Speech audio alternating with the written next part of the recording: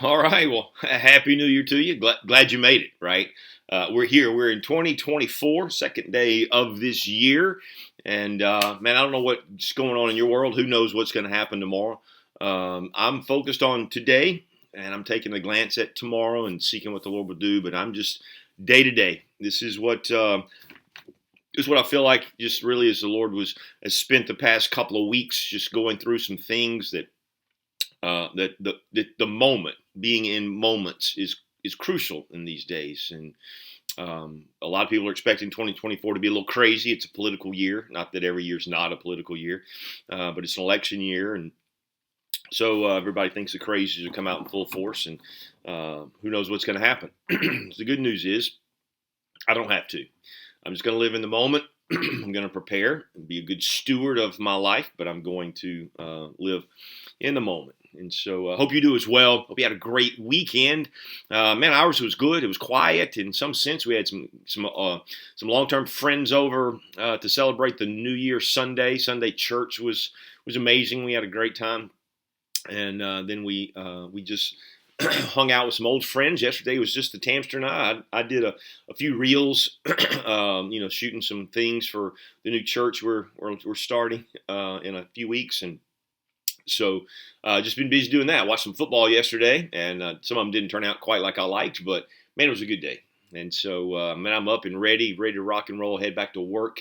Got a lot of things to do there, and so that's where we are. And so let's jump into some truth today. We're in Luke chapter 16, and we've just flipped the page, and here we go. And so Jesus is now, he's still in his zigzag across the country, heading up to Jerusalem.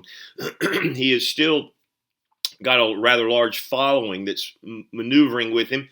And so he's got some Pharisees that are there, and Sadducees and scribes and those forth. And he's also got some disciples. That's those who may or may not be a part of the kingdom, but they are learning truths about the kingdom. And then you've got the committed, those who have already said, hey, I'm signing up. I'm denying myself. I'm taking up my cross, and I'm following you. I don't think they all know fully what that means yet. But they've all said, yeah, Peter, like, where are we going to go, Lord? You've got the words of eternal life. So this is the crowd that there's doing. Now, he had been speaking to the Pharisees, a series of parables of the shepherd and the coin and then the prodigal. And so this sort of is a spin off of the prodigal, loosely. I say that because both the prodigal and the story of the man we're looking at today were squandered material goods. And so this one, he's beginning to aim. He's talking to his disciples, but he's going to speak. The application of this will be toward the disciples today, tomorrow, as we move into it. He's going to be talking to the Pharisees. So that's where we are. Let's just pick up the story. Jesus is telling another parable. It's a story. It's got a point. Several points on this one, and so we're just going to see it unfold. He said, now he was also saying to the disciples. So he had just spoken to the Pharisees, the prodigal, and all that, and it says now he was also saying to the disciples. So he's going back and forth in this zigzag deal. He's speaking sometimes to the Pharisees, sometimes to the disciples, sometimes to the whole bunch, and then drawing application out for each or one or the other. And so that's what's going on here. And so he's getting ready to tell us a story. He just wants us to understand that in this one, he's speaking to the disciples.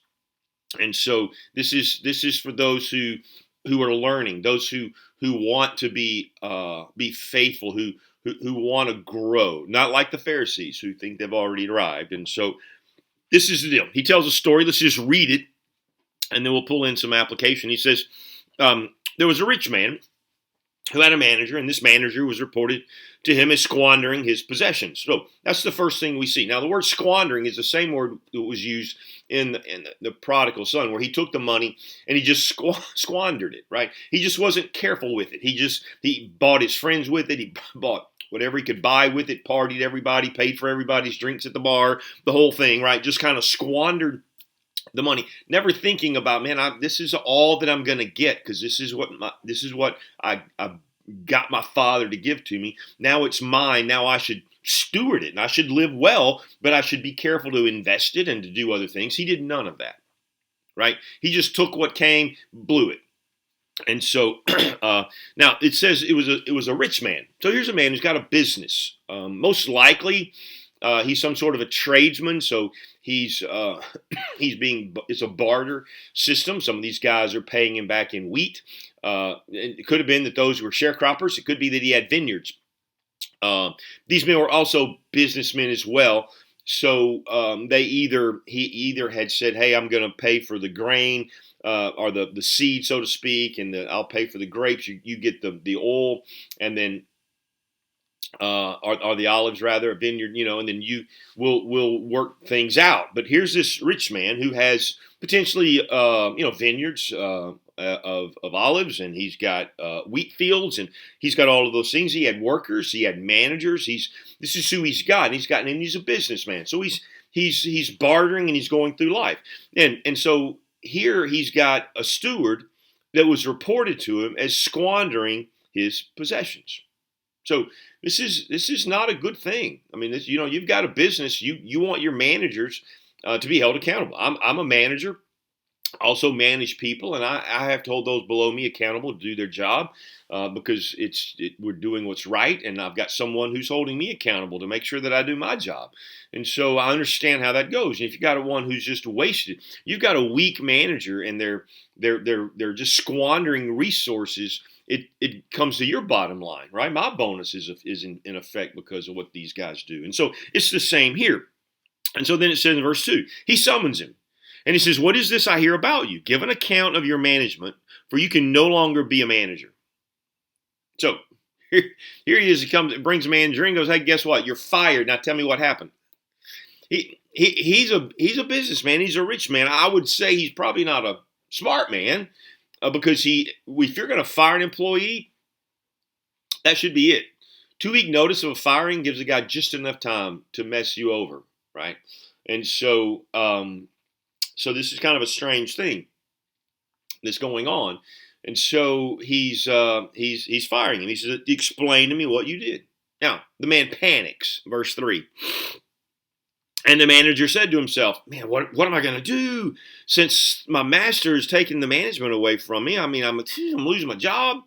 I'm not strong enough to dig. He's not gonna put me in the field. I'm not strong enough for that. And so, man, I'm not gonna go beg. I've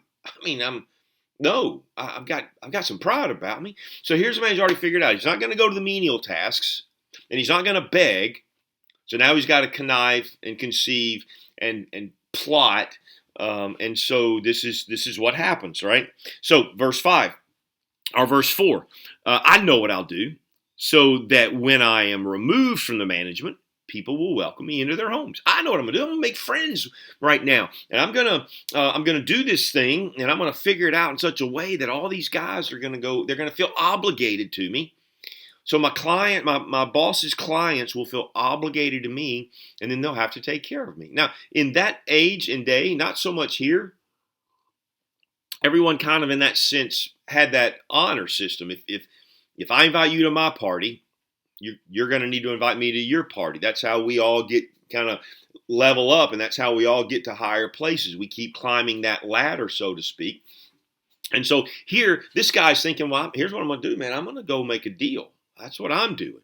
And it's so verse 3, the manager said to himself, what am I to do? Since my master's taking management, I know what I will do, verse 4, so that when I'm removed from the management, people will welcome me into their homes. And he summoned each one of his masters. So this guy's making deals. He summoned each of his master's debtors, and he began saying to the first one, how much do you owe my master, right? So now, and this is not an uncommon thing that happens. These guys wouldn't have been going, oh man, what do you give me a deal or what? Because I know that when if I estimate a job at the stone company and I've factored in the stone and I've added my my overhead and I've added my insurance and all the things that I do, and then I'm going to add the labor to it. They want labor, so I'm gonna put that in the estimate as well. I'm going to figure out how many deliveries it's going to take me. And I'm going to pay them. I'm going to charge them for that. I'll put that in there, and then I'm going to put material, setting, goods, and all of that. I'm going to factor that in there, and I'm going to pack that thing in. I'm going to send them an estimate. and they're going to look at it. They'll either sign it or not. And so not much negotiating with it, comes back. Now, somewhere in the line, as we're now beginning to deliver that or install that, I may can work some things out when things get difficult. We have what we call ROs; those are remake orders. If my guys get there and they realize that some of that stone doesn't look right, it's just that it's stone, but sometimes there's texture in it, and they may go, man, it's just not going to match. Or sometimes the stone doesn't match when you get it out there and it dries; it's a different shade, and so you do a remake order, and that means I eat that piece, right? So I let them know, hey, listen, I'm gonna eat that piece and I'm gonna give it to you. Sometimes it's on them, and hey, I can do it, but it's gonna cost you more, right? And so you do those things, and there's that bartering, and there's those things going on. And if I were a careless man, I could squander a lot of resources. If I've only scheduled 3 deliveries and I end up doing 7, well, I'm squandering money. If I mess up too many pieces of stone and putting it together and some break and everything else, and I allow that to go on, I'm squandering money. And so here's what this guy's doing. He's going, hey man, let's make a deal, right? Let's do a change order. Let's do a remake order, right?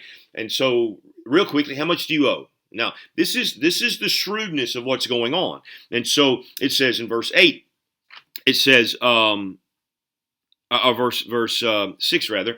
He says, how much do you owe my master? Verse 6, and he said 100 jugs of oil, right? So they had, whatever the deal was, maybe it was he was going to get a tenth, that he was going to owe the interest on something, and so it was going to be a tenth of maybe how much oil he produced in the year, whatever it is, or a season or whatever it is. But he says, man, I owe him 100 jugs of oil.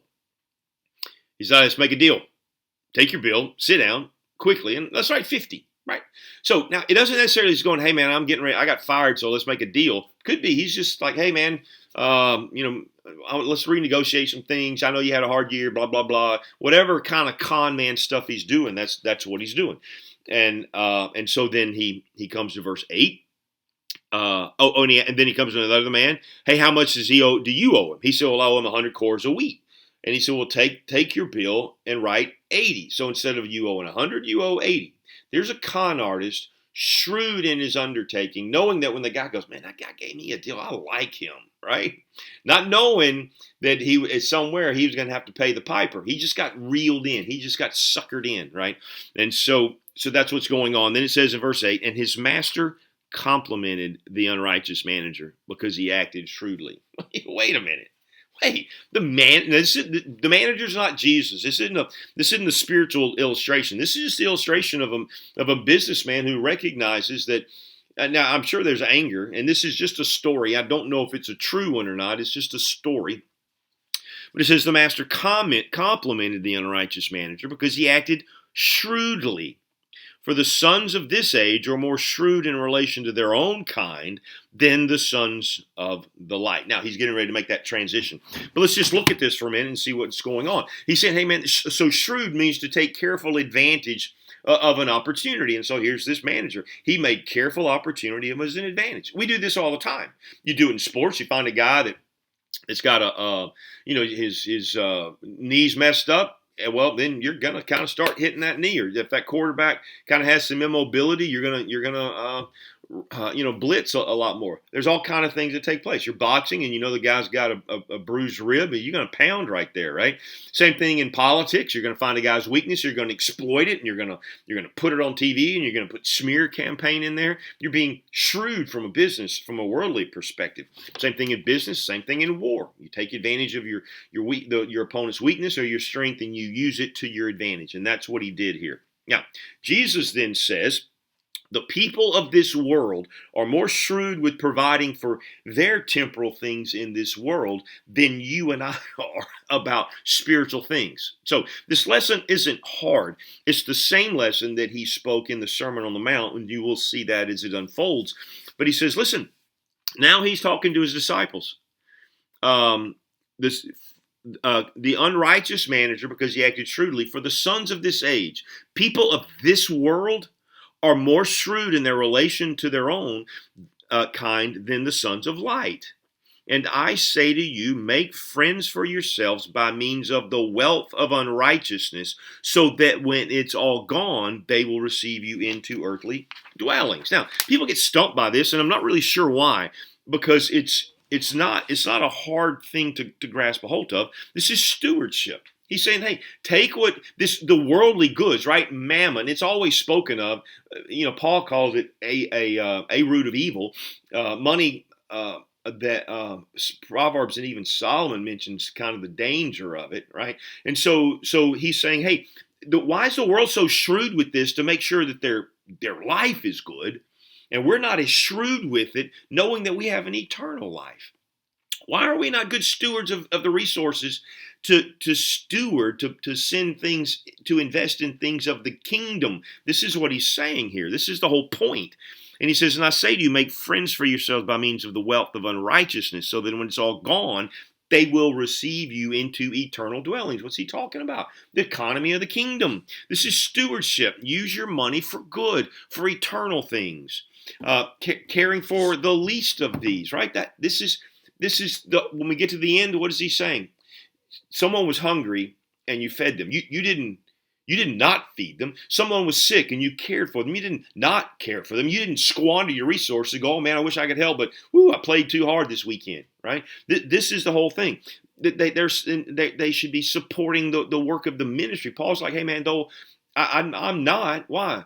Because he's putting money in the kingdom too. Though I could charge you for the ministry. You do owe me because I'm sharing with you eternal riches. You should meet my needs. That was when Jesus sent the 70 out. It was the same thing. They were trusting that God would meet their needs through the people that they were hanging out with. And so you see this. You see it in Matthew 6, which is that Sermon on the Mount. Let's look at it that way. Do not store up for yourselves treasures on earth, where moth and rust destroy, where thieves break in and steal, but store for yourselves treasure in heaven, where neither moth nor rust destroys, and where thieves do not break in or steal. For where your treasure is, there will your heart be also. Now, this is going to be a slam to the Pharisees who use their wealth for show, right? And he's like, man, you've shown where your heart is. You're unconcerned about the poor. You're unconcerned about those who are sick. You're unconcerned about those things. And so he now begins to give us, in verse 10, some points, and we'll see them kind of unfold quickly. The one who is faithful in a very little thing is also faithful in much. And the one who is unrighteous in a very little thing is also unrighteous in much. What's he mean there? Faithfulness in the little things. Show yourself faithful in the little things, and God will continue to provide. Now, this is not taken like the wealth and health and wealth prosperity deal where I'm going to give and God's going to double fold. Those are principles that are true. But Paul uses it like this. No man who gives seed to this, God will always give seed to the sower, meaning that God's given me resources. I've got it in a pouch, just like a farmer. And when I reach my hand back there and I begin to give it to the poor and the sick and those in prison, and I do all of those things with it, I will never have an empty bag, right? He's going to be, if I've been faithful with the little seed, he's going to give me more seed. And this is the way it is. Why? Because it's used in the kingdom. And so this is the point. This is point one. We should be generous because God is generous to us. And he's faithful. He will always meet our needs. So we don't have to worry and squander our wealth or hoard our wealth. We can leverage it to care for others, knowing that God will care for us. This is the whole point. And then in verse 11, therefore, if you have not been faithful in the use of unrighteous wealth, who will entrust the wealth of riches to you? And if you have not been faithful in the use of that which is another, who will give you that which is your own? Right? God's entrusted finances and resources to you. What are you doing with them? Right? What will you do with it? Who will you serve? You're going to serve yourself? You're going to serve the kingdom. Who are you going to serve with what God has entrusted to you? This is serious theology here. This is God saying, listen, our walk, our journey through this deal is to be in humility, gentleness, patience, and forbearance. And when we go through, we are using the resources of this world to help people move to eternal things. And so that's where our resources go. And then he gives us this one verse, right? No one can serve two masters. Listen, you got to choose. You can't serve both. For you either hate the one and love the other, or will you devoted to one and despise the other? Well, you cannot serve God and money. You have to make a choice. Do you want money or do you want God? That doesn't mean that you won't get money if you choose God. And it doesn't mean that you choose money, you won't have God, but it is a difficult thing. You can't serve both. You have to choose. Is it God? There has to be a priority, and you have to choose it. It's got to be God. That's what he's saying here. That you and I should hold loosely to the things that are fleeting. This is the message. Man, powerful truth, right? We're going to see some more application of it in the morning. Lord bless you. Have a great day and a good week, and I'll see you in the morning.